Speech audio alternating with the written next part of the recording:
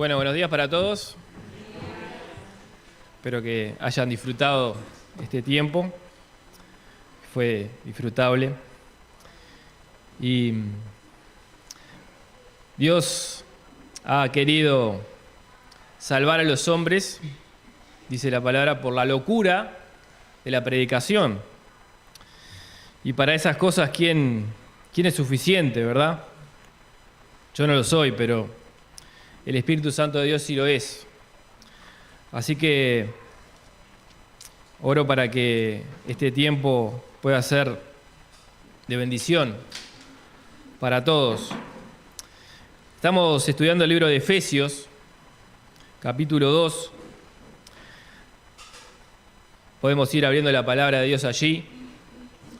Y es bueno tomar cada palabra, ¿verdad? Porque decía el Señor Jesús, no solo de pan el hombre vivirá, sino de toda palabra que sale de la boca de Dios. Entonces nos hace bien considerar todas las palabras del Señor. Vamos a leer entonces allí, desde el versículo 1 al 6, dice: Y Él os dio vida a vosotros, que estabais muertos en vuestros delitos y pecados, en los cuales anduvisteis en otro tiempo según la corriente de este mundo, conforme al príncipe de la potestad del aire, el espíritu que ahora opera en los hijos de desobediencia, entre los cuales también todos nosotros en otro tiempo vivíamos en las pasiones de nuestra carne, satisfaciendo los deseos de la carne y de la mente, y éramos por naturaleza hijos de ira, lo mismo que los demás. Pero Dios, que es rico en misericordia, por causa del gran amor con que nos amó, aun cuando estábamos muertos en nuestros delitos, nos dio vida juntamente con Cristo. Por gracia habéis sido salvados. Y con Él nos resucitó, y con Él nos sentó en los lugares celestiales en Cristo Jesús. Está ahí la lectura. Estuvimos considerando el domingo pasado, del versículo 1 hasta el 3, y es bueno un poco ver, así recordar, porque esto es lo que nos propone Dios, un mirar para atrás en estos primeros 3 versículos. Es decir, si tú eres un hijo de Dios, un creyente, un salvo por gracia mediante la fe, aquel que ha entendido el mensaje del Evangelio y ahora entiende que está para vivir para Dios, para servirle, bueno, gloria a Dios por eso. Dios quiera que todos los presentes aquí podamos decir, sí, amén, yo estoy entre ese grupo. Pero aquí le escribe el apóstol Pablo a los Efesios y les dice como para dar una mirada para atrás, ¿verdad? Levante la mano a quien le gusta manejar. Ahí está, bien, unos cuantos, ¿verdad? Nos gusta manejar. Bueno, tenemos, si manejamos bien o más o menos, ¿qué tenemos acá? El espejo retrovisor, ¿no? Estamos ahí en el volante, tenemos los espejos retrovisores. Y aunque estemos andando bien en la vida, acá nos invita, en los primeros 3 versículos, a mirar un poquito para atrás y ver lo que éramos antes. Y lo que éramos antes en una condición de muerte espiritual. Dios nos veía llenos de delitos y pecados.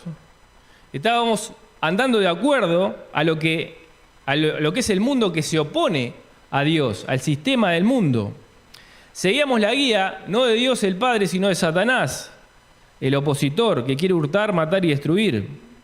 Teníamos ese triste título, hijos de desobediencia. Es decir, lo que diríamos nosotros, una manga de desobedientes. Así éramos nosotros. Éramos dominados por los deseos de nuestra propia carne, las pasiones bajas, desordenadas de la carne. Hacíamos lo que quería nuestra carne y los malos pensamientos. Y éramos también, el otro título, hijos de la ira. Es decir, aquellos sobre los cuales reposa no por naturaleza y por los hechos, no el amor, sino la ira de Dios. Y esto es como que uno mira por el espejo retrovisor y ve el camino por el cual anduvo y de repente cruzó un puente y ese puente se ve que está en llamas y se cae al abismo.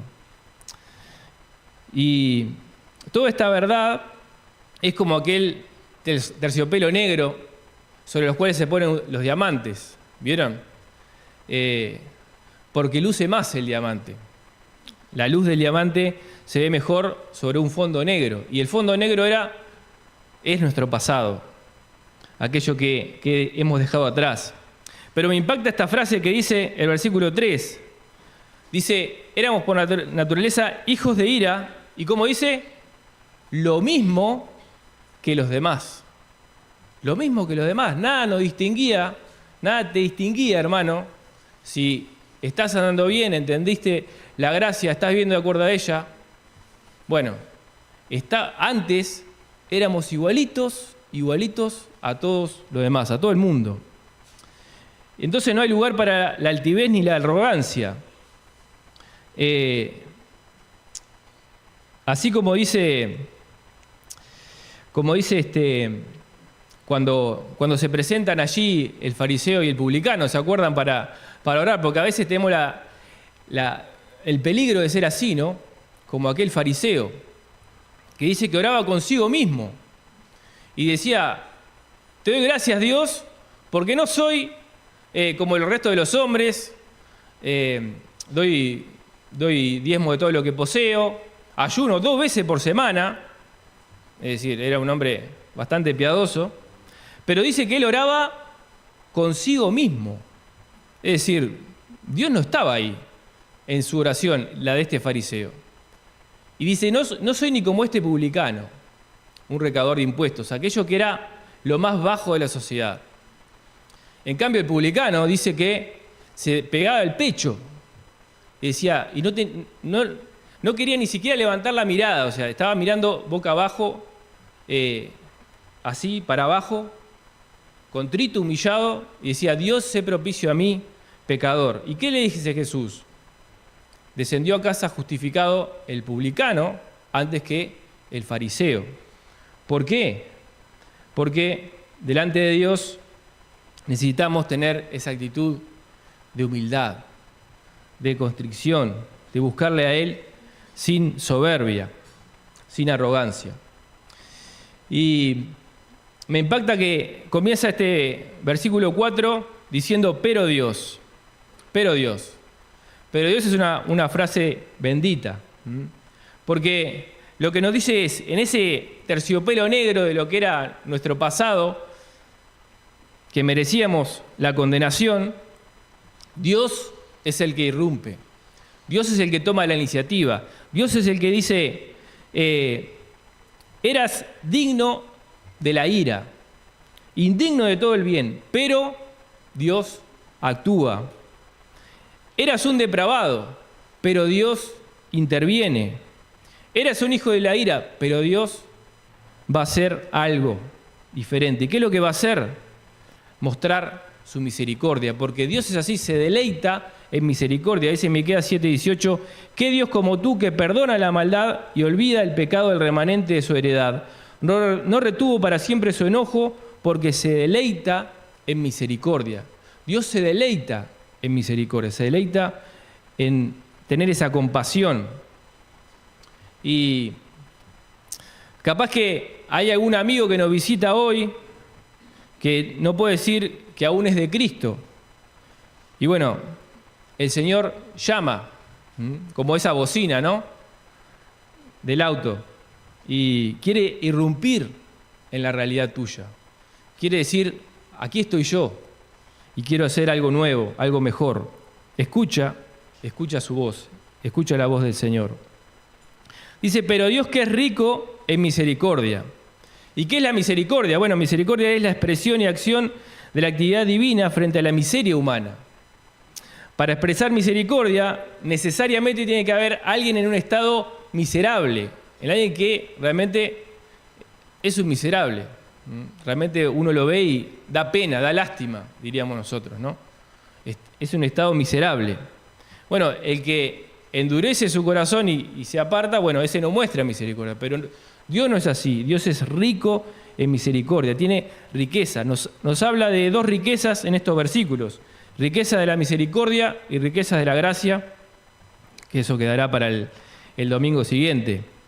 Pero la misericordia es eso que no le da lo que merece su justicia, sino que lo perdona y le da una oportunidad. El motor del accionar de Dios no es por necesidad, no es por obligación, es por misericordia. Es por su inmensa misericordia y fidelidad. Dice Oseas 6:6, porque misericordia quiero y no sacrificio y conocimiento de Dios más que holocaustos. Y también Santiago 2:13, porque juicio sin misericordia se hará con aquel que no hiciere misericordia, y la misericordia triunfa sobre el juicio. Es decir, la misericordia tiene más poder y vence sobre el juicio. Y alguien podría pensar, bueno, está bien, Dios es rico en misericordia, perfecto, pero ¿eso de qué me afecta a mí? O como diríamos mal y pronto, ¿qué me importa eso a mí?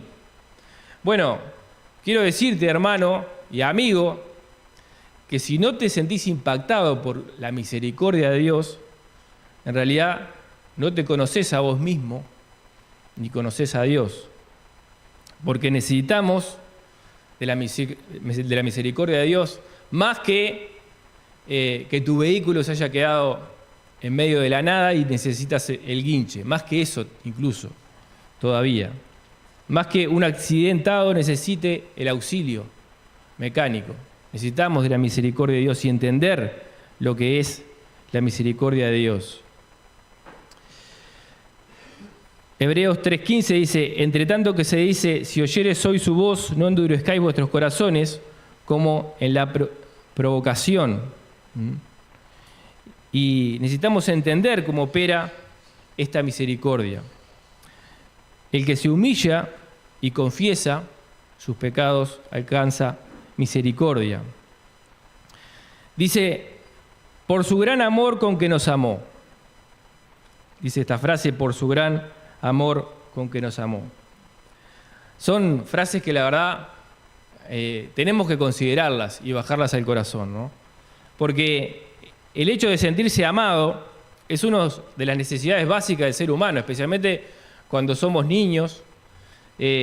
¿Cuánto daño hace, de parte especialmente de nuestra familia, de nuestros seres queridos, de nuestros padres, la insensibilidad, la lejanía, el desprecio o cosas peores incluso, ¿no? Puede rastrearse los efectos de eso incluso cuando uno es adulto o incluso anciano. Quizás hay heridas que pueden perdurar y estar toda la vida por causa de la falta de amor expresada en la primera infancia. Y bueno, tenemos que orar por los niños, ¿no? Ayer, un paréntesis a esto, ayer estábamos acá en la escuelita y repartiendo niños y dejamos a unos 3 hermanitos, lo dejamos ahí, el mayor es preadolescente ya, y después volvimos para buscar a la hermana adolescente. Y hay un basural ahí en la esquina, ¿no? No adentro de la casa, sino en la esquina. Y me dio tanta pena verle a él cómo jugaba solo en la basura. Y la verdad que es tremendo, ¿no? Uno trae a los niños y quiere que les impacte el Evangelio, la palabra, pero es poquito el tiempo que los tenemos aquí. Sin embargo, la basura del mundo está todo el día. Ellos están en eso. Así que oremos por los niños, que puedan sentir el amor de Dios y la grandeza de su amor. Pero no solo los niños, sino tú y yo, hermano, si sentís que te gustaría conocer un amor así, que te haga sentir amado, bueno, ya lo conocés, es el amor de Dios. Es el amor de Dios, ya lo has encontrado. Y nos hace pensar en la grandeza de su amor. por su gran amor con que nos amó, la grandeza de su amor. Su amor es grande, hermano. Su amor es grande. Y los que creemos podemos disfrutarlo. Los que creemos podemos tener esa relación personal con Él. Dios ama al que está muerto en delitos y pecados, el cual por la propia condición de Él lo hacía acreedor de la ira y no del amor. Dios lo ama y le muestra su gran amor.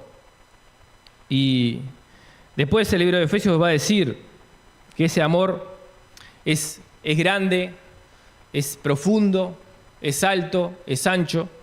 Con los niños también cantamos, ¿no? El amor de Dios es maravilloso, cuán grande es el amor de Dios. Y lo hacemos pararse, lo hacemos agacharse. Y es así, es una realidad. Y es un amor incondicional también. No es como nosotros, que nosotros respondemos según si alguien nos resulta amable, es decir, si alguien nos trata bien y bueno, es bueno con nosotros, ahí podemos llegar a amarlo, pero el amor de Dios no es así. El amor de Dios es incondicional. También es un amor eterno. Efesios 1:4 nos decía que nos predestinó para ser adoptados 5 hijos suyos. Y esto es antes de la fundación del mundo. Es un amor eterno que se expresa hacia nosotros. Es un amor que no es fácil de comprender. Lo dice el mismo libro de Efesios, el capítulo 3, más adelante. El versículo 18 dice que seáis plenamente capaces de comprender con todos los santos. Y ahí sí habla de la anchura, la longitud, la profundidad, la altura, y de conocer el amor de Cristo. Es decir, es algo que cuesta entender y asimilar, pero que necesita tiempo, necesita que lo bajes al corazón, que lo medites, que estés en esto, porque excede a todo conocimiento. Y el efecto es poder ser llenos de toda la plenitud de Dios. Dice allí Efesios 3:19. Hay un efecto. Y entonces como reflexión, ¿no? ¿Cómo consideras, cómo internalizas, cómo sientes este amor de Dios? ¿Lo has meditado o es como demasiado bueno para ser cierto, para ser verdad? ¿Has considerado el amor de Cristo al punto que te constriña, como el apóstol Pablo, que te obligue? 2 Corintios 5:14 dice, porque el amor de Cristo nos constriñe, pensando que si uno murió por todos, luego todos murieron. O quizás ha venido el adversario a pinchar esas ruedas con la duda. Tenemos que fortalecernos en fe, porque esa duda que el enemigo manda, esos dardos de fuego del maligno, ¿a dónde apuntan? Al corazón, donde está el escudo. El escudo de la fe apunta al corazón. Si no tenés la fe, si no te aferrás del escudo, te va a dañar. Fortalecete en fe, en la grandeza de su amor por ti. Versículo 5 dice, aun cuando estábamos muertos en nuestros delitos, nos dio vida juntamente con Cristo. Aún estando nosotros muertos. Esto es una frase tremenda porque excluye la posibilidad de que nosotros pudiésemos pensar de que Dios nos amó porque sabía lo que habríamos de ser. Es decir, si antes eras un delincuente, podés pensar, bueno, Él me redimió, yo cambié la vida, yo estoy andando bien, más o menos enderecé mi vida, estoy andando con buenos pasos, estoy tratando de hacer las cosas bien. Pero no es así, porque dice que Él te amó cuando estabas muerto en tu delito. Es decir, no por lo que habrías de ser, sino cuando estabas ahí en el pozo del barro, de tu pecado, allí, en esa condición, Él te amó y Él me amó. No nos amó por lo que habríamos de ser, sino en esa condición, porque su misericordia es inmensa. Y claro, no podía perdonarnos así nomás. Ustedes saben que a veces los vehículos tienen deudas, ¿no? Y si uno no paga la patente, bueno, empieza a subir la deuda. Y a veces existe la amnistía. ¿Qué es la amnistía? Bueno, está bien. Por alguien, un jefe agarra, firma o algo y ya está. Y no lo pagás. Amnistía. Pero no lo pagás, ¿pero quién la paga? Alguien lo paga. Bueno, en este caso, Dios no puede hacer amnistía, porque el pecado tiene que tener su justo pago. Y la paga del pecado es la muerte. Y sin derramamiento de sangre no hay remisión de pecado. O sea, alguien tiene que pagar. ¿Quién tiene que pagar? Si paga el propio pecador, eso implica una separación completa y eterna de Dios en la condenación. Y ese, por lo que veíamos antes, ¿no? Mirando por el espejo retrovisor, eso era lo que nos tocaba a ti y a mí, hermano. Y quizás alguien aquí que no sea de Cristo puede decir, eso es lo que me toca a mí hoy, la condenación. Pero hay otra posibilidad, y es lo que el Señor Jesús ha hecho. En la cruz del Calvario, el Señor Jesucristo pagó por tus pecados y mis pecados.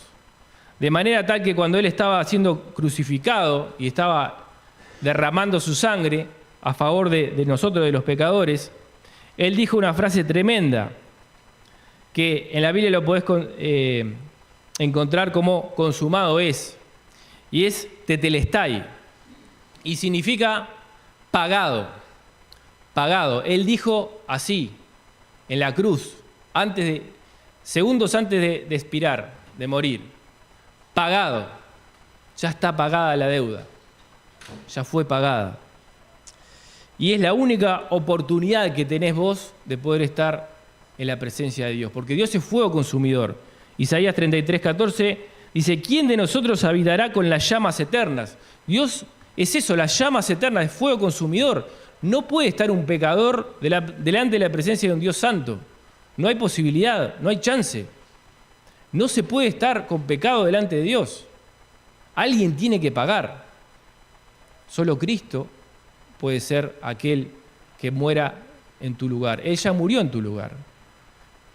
Arrepentite y cree en Él, si aún no lo has hecho, para poder disfrutar de esto. Romanos 5:8 dice, mas Dios muestra su amor para con nosotros en que siendo aún pecadores, Cristo murió por nosotros. Cuando éramos inamables, no existe la palabra, pero nadie nos podía amar. Nadie nos podía amar. ¿Alguna vez te sentiste así? ¿Sentiste que si te mostrabas tal cual eras, nadie te iba a querer? ¿Sentiste eso? Bueno, Dios sí. Dios sí. Porque Dios conoce todo, hasta lo más profundo, hasta lo que vos podés decir el secreto que quiero guardar y que no quiero que nadie conozca. Él lo conoce. Y aún así, te ama. Aún así, te ama. Y dice, nos dio vida juntamente con Cristo. Y esto es, nos vivificó esta palabra. Esa palabra significa dar vida con alguien. Nos dio vida juntamente con Cristo. Es decir, para llevar la idea, a nosotros que estábamos muertos en delitos y pecados, Dios nos amó como una expresión de su misericordia y nos dio vida juntamente con Cristo. Por ese pago que Él hizo y que efectuó en nuestro favor. Y la resurrección es aquello que causa nuestra justificación, porque Él gritó consumado es, pagado, tetelestai, fue pagado nuestra deuda, y Dios lo resucitó al tercer día. Y dice que es para nuestra justificación. Al tercer día el Señor Jesús resucitó, humillando a todo el poder del Imperio Romano. ¿Se acuerdan cómo fue la historia? Porque él resucitó al tercer día y no necesitaba que alguien removiera la piedra para salir, porque podía salir perfectamente allí. Pero para dejar todo bien claro, y lo estaban cuidando los soldados y todo el poder del Imperio Romano, y ¡ay, nosotros, qué poderosos que somos! Y sin embargo vino el ángel, movió la piedra así, y se quedó ahí sentado. Miren, ven, acá estoy, ¿qué van a hacer? Nada, como muertos quedaron.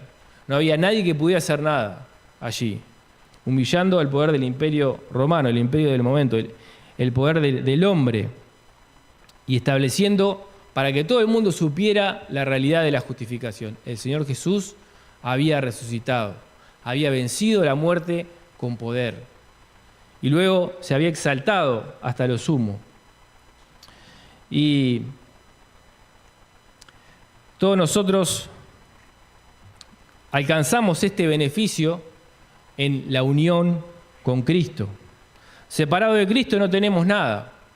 Es en la unidad con Él que tenemos todo. Efesios 1:13 dice: en Él también vosotros, habiendo oído la palabra de verdad, el evangelio de vuestra salvación, y habiendo creído en Él, fuisteis sellados con el Espíritu Santo de la promesa. Al momento que hemos creído en Él, recibimos el sello del Espíritu Santo. El bautismo del Espíritu Santo vino en el momento en que creímos. También 1 Corintios 12:13 dice: porque por un solo Espíritu fuimos todos bautizados en un cuerpo, sean judíos o griegos, sean esclavos o libres, y a todos se nos dio a beber de un mismo Espíritu. Todos estos beneficios los alcanzamos por la unión con Cristo.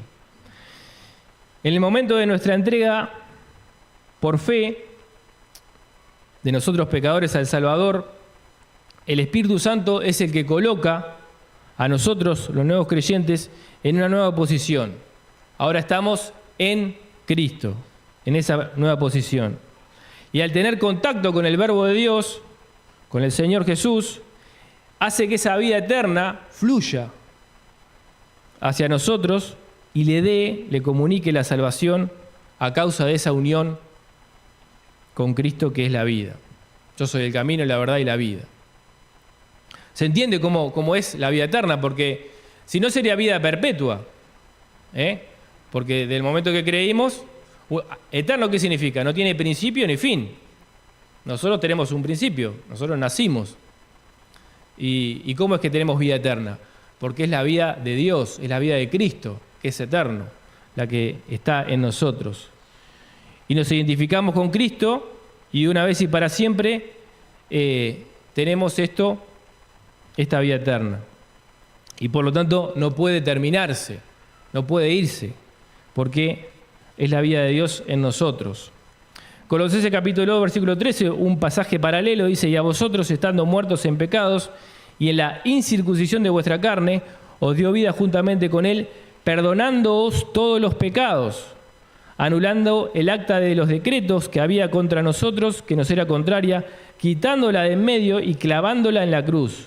Y despojando a los principados y a las potestades, los exhibió públicamente, triunfando sobre ellos en la cruz. Entonces, hermano y hermana, si te has arrepentido y has confiado en Cristo para tu salvación, sé plenamente consciente de que tenés la vida eterna. No permitas que la duda, que el gigante de la duda, como dijera Juan Bunyan, allí en el Progreso del Peregrino, esté atormentándote. Y nosotros morimos y resucitamos en nuestro ser interior. Tenemos una unión permanente con Dios y nada ni nadie puede tocar eso. Nada puede apagar ese manantial que es el Espíritu Santo. Así como el Señor Jesús se paró y exclamó a gran voz en el último y gran día de la fiesta, diciendo: si alguno tiene sed, venga a mí, ¿qué dice? Y beba. El que cree en mí, como dice la Escritura, de su interior correrán ríos de agua viva, un manantial, un río de agua viva fluyendo del interior. Y esto dijo del Espíritu que habían de recibir los que creyesen en Él, es decir, el Espíritu Santo.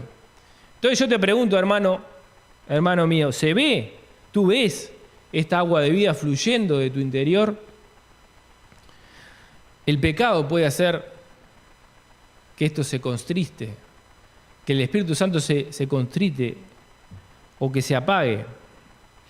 Pero está la conciencia, es decir, no se apaga del todo, porque está esa gotera de la conciencia a veces.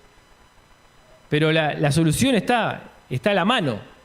Si confiesas tu pecado, Él es fiel y justo para perdonar nuestros pecados y limpiarnos de toda maldad, para que ese manantial vuelva a fluir a raudales. Y en la comunión con Dios, en la sumisión a Él, en la obediencia a Él, deleitándonos en Él, haciendo su voluntad, está el combustible de la vida cristiana. Uno al auto no le va a poner agua, ¿verdad?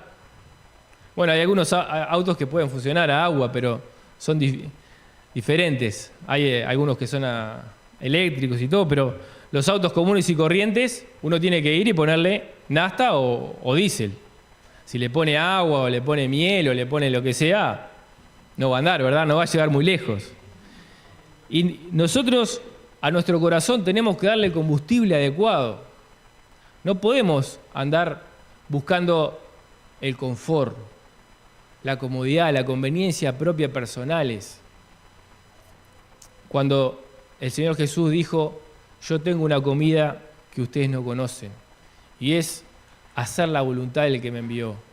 Eso es la comida, eso es lo que te llena, eso es lo que te da el gozo. La comunión con Dios, la presencia de Dios, el gozo de la salvación. Y dice ese paréntesis tan lindo ahí, por gracia somos salvos. Y esta frase es como, podría decirse, estáis en estado de salvados o estáis siendo salvos. Y la formulación, ustedes saben que el Nuevo Testamento se escribió en el idioma griego. Acá los tiempos verbales en el griego enfatizan el hecho de que la salvación ya está efectuada, es un hecho consumado.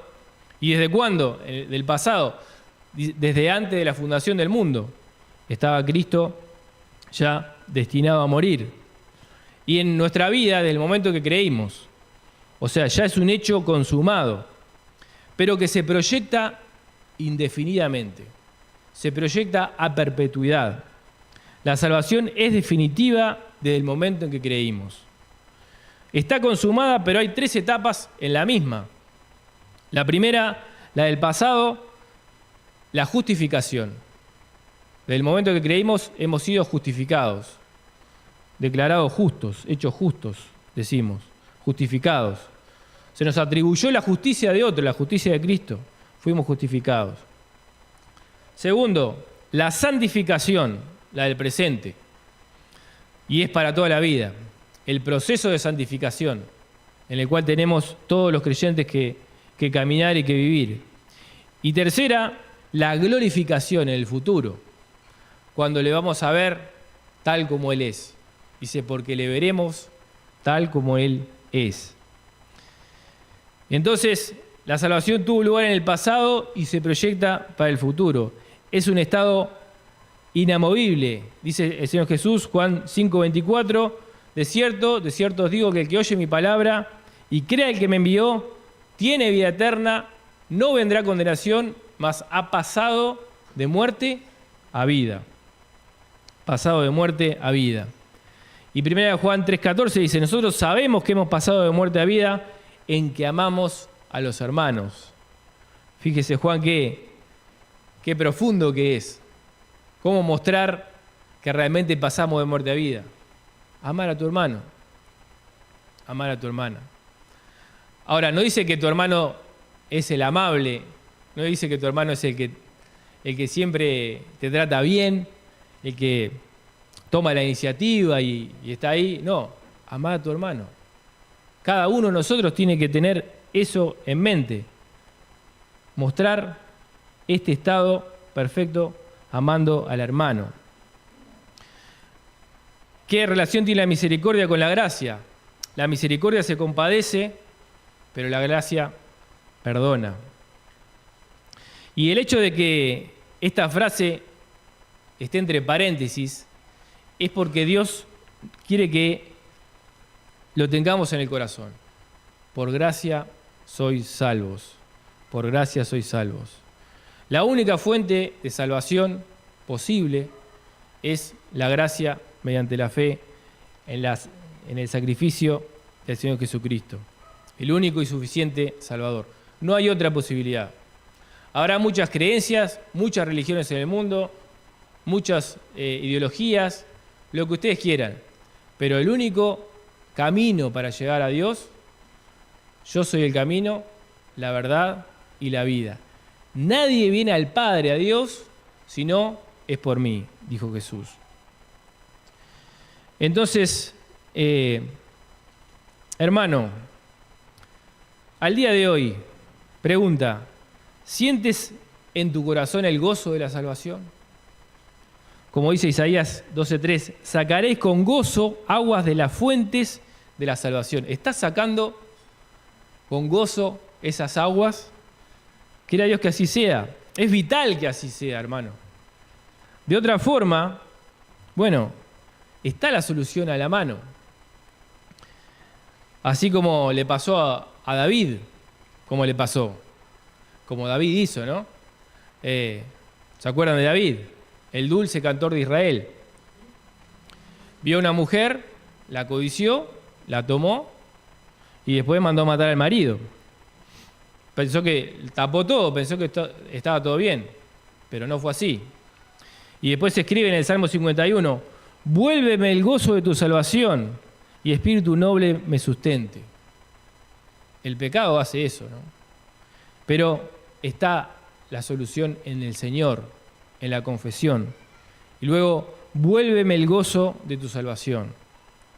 Y volverá el gozo de la salvación. Y dice, juntamente con Cristo nos resucitó.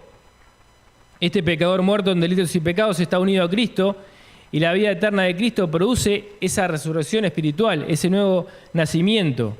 Y es un cambio de orientación, de haber sido un enemigo y repudiar a Dios y a las cosas de Dios, ahora te pasás a orientar hacia Dios y a sus cosas. Colosenses 3:1 dice, si podéis haber resucitado con Cristo, buscad las cosas de arriba, donde está Cristo sentado a la diestra de Dios, poned la mira en las cosas de arriba y no en la de la tierra, porque habéis muerto y vuestra vida está escondida con Cristo en Dios. Se puede ver en tu vida, o se pudo ver, un natural sometimiento del Espíritu Santo, lo cual hace que el Espíritu Santo mismo obre en tu vida, en tu corazón, el carácter de Cristo, el carácter de Jesús, y dando como resultado el fruto del Espíritu Santo, que es amor, gozo, paz, paciencia, benignidad, bondad, fe, mansedumbre y templanza, Gálatas 5:22. Esta debe ser nuestra experiencia, hermano mío. Debe ser. Debemos de examinarnos. Y si no lo es, bueno. Pero esto es lo que necesita tu corazón. Necesita tu alma esto. Es como que Dios nos pone delante del parabrisas un paisaje precioso.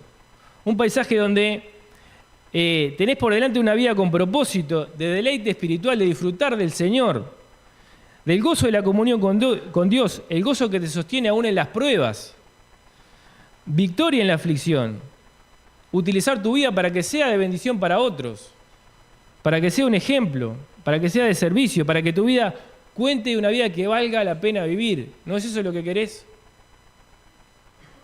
¿No es eso lo que querés? Yo creo que sí. Hay que pagar el precio, hermano. Hay que pagar el precio. Hay que tirar por la ventana lo que no sirve, lo que te impide. Hay que pagar el precio. Entregale a Dios lo que te frena. ¿Vieron cómo ponían los cepos en los autos? Venían ahí, no sé si los ponen ahora todavía, pero el cepo en la rueda así, con eso no se podía andar, ¿no? Bueno, a veces nosotros nos ponemos el cepo en la rueda y no podemos andar así. Sacá esas cosas para que el combustible de Dios te lleve a arrancar de 0 a 100 en un segundo. Sentado en lugares celestiales con Cristo Jesús, tenemos una bendita posición en Cristo, porque dice que nos sentó. En la diestra de Dios, en la presencia de Dios, está sentado el Señor porque Él ganó ese lugar con su victoria. Y Él es la cabeza de la iglesia. Jesús es la cabeza del cuerpo de Cristo. Y después nosotros vamos a ir. Y Dios ya nos ve allá, nos ve sentados a la diestra de Dios. Filipenses 2:9 dice, por lo cual Dios también le exaltó hasta lo sumo, le dio un nombre que es sobre todo nombre, para que el nombre de Jesús se doble toda rodilla de los que están en la tierra, de los que están en los cielos y debajo de la tierra, y toda lengua confiese que Jesús es el Señor, para gloria de Dios Padre. Nosotros participamos de esa victoria porque estamos de vuelta, ¿en dónde estamos? En Cristo, estamos en esa posición y tenemos ese derecho a participar de ese lugar celestial. Está asegurado y podemos ser y somos más que vencedores por medio de aquel que nos amó. Y tenemos que buscar esas cosas de arriba, ¿no? Dice, porque habéis muerto y vuestra vida está escondida con Cristo en Dios. Cuando Cristo vuestra vida se manifieste, entonces vosotros también seréis manifestados con Él en gloria. Colosenses 3:4. Entonces tenemos ya esa posición celestial. Y podemos subirle las revoluciones, pisar el acelerador para subir las revoluciones al motor de ¿qué? De nuestra esperanza. Y emocionarnos con la esperanza que tenemos. Aumentar la expectativa de la gloria. Y podemos entonces decir que lo mejor está por venir. Entonces, en conclusión, pienso que todo esto debería causar en nosotros considerar estas cosas. Primero que nada, bueno, al que no ha recibido todavía la salvación, recibir esta gracia para salvación. Es para ti, se dice hoy es el día de salvación. Hoy es el día que podés tomar de esta salvación. Es hoy.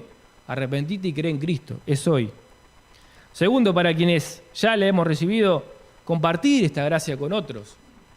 Hay muchos otros que necesitan escuchar. Compartamos. Y después, asombrémonos. Adorémosle. Y respondamos en gratitud y en servicio a Dios por tanto amor y por tanta misericordia. Dios bendiga su palabra.